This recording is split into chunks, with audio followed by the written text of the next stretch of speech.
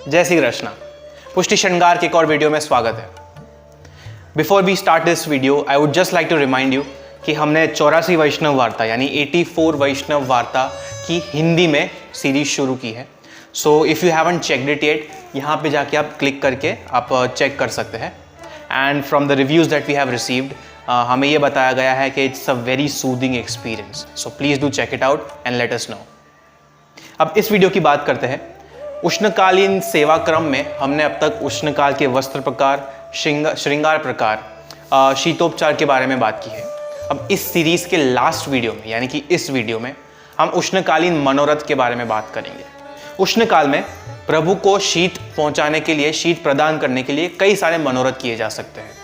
अब वो कौन से मनोरथ है वो इस वीडियो में हम बात करेंगे। तो आइए शुरू करते हैं।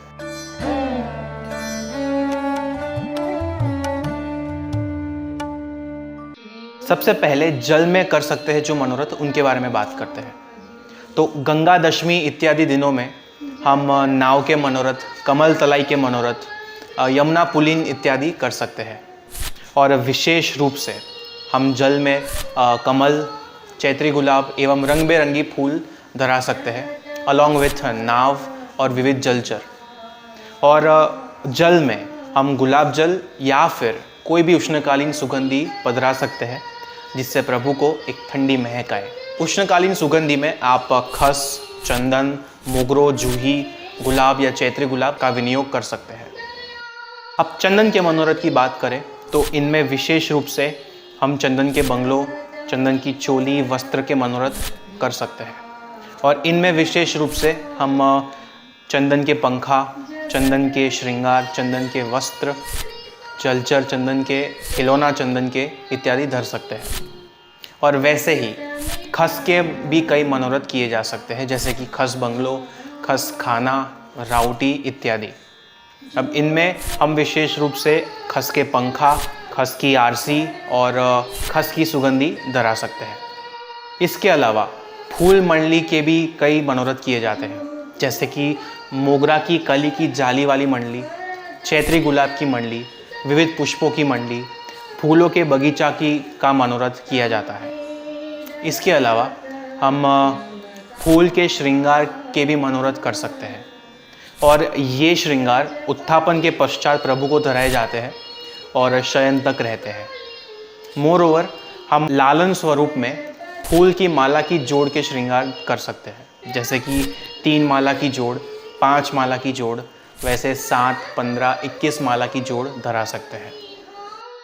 अब मोती के मनोरथ में हम मोती के बंगला सिद्ध कर सकते हैं या फिर मोती से सिद्ध किए गए वस्त्र जैसे कि ओढ़नी, परदनी, मलकाच वगैरह हम प्रभु को विनियोग कर सकते हैं, धरा सकते हैं। इसके अलावा स्नान यात्रा के दिनों में विशेष रूप से आम के मनोरथ भोग में तो होते ही हैं, पर सजावट में भी आप आम्रकुंज प्रभु को धरा सकते हैं। अपार्ट फ्रॉम दिस, यदि आपके ठाकुर जी का पाठोत्सव है या फिर आपके घर में किसी भी सदस्य का जन्म दिवस है तो प्रभु को फूल के पलना में आप पधरा सकते हैं। और इन सब मनोरथ के अलावा संध्याकालीन शीत स्नान तो है ही।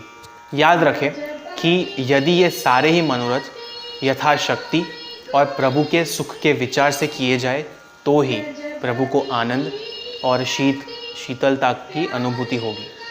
तो ये थे उष्णकाल में होने वाले सर्व मनोरथ। यदि ये वीडियो आपको पसंद आया, हेल्पफुल लगा, तो आप इस वीडियो को शेयर करें, कमेंट करें, लाइक करें और हमारी चैनल पुष्टि श्रृंगार को सब्सक्राइब करें। और इसके अलावा यदि आपको सेवा साहित्य से रिलेटेड परचेजिंग करनी है, जैसे कि सुगंधी हो गई या फिर मोती के वस्त्र हो गए, मोती के श्रृंगार, चंदन के पंखा, खस के पंखा वगैरह, तो वो आपको हमारी साइट पे से मिल जाएंगे। साइट की लिंक, हमारी इंस्टाग्राम की लिंक, हमारी व्हाट्सएप की लिंक सब यहाँ पे है और हमने कमेंट बॉक्स में भी दे दी है। तो आपको हमसे कोई भी प्रश्न हो, हमसे सेवा रिलेटेड ज़्यादा इन्फॉर्मेशन चाहिए या फिर सेवा साहित्य परचेज करना हो, तो आप हमसे जुड़ सकते हैं इन तीनों में से कोई भी लिंक को क्लिक करके। आशा करते हैं कि ये सारे मनोरथ में से कोई भी मनोरथ आप यथाशक्ति करें, प्रभु को शीतलता और आनंद की अनुभूति कराएं। और अगली बार मिलेंगे, तब तक के लिए जय श्री कृष्ण। जगत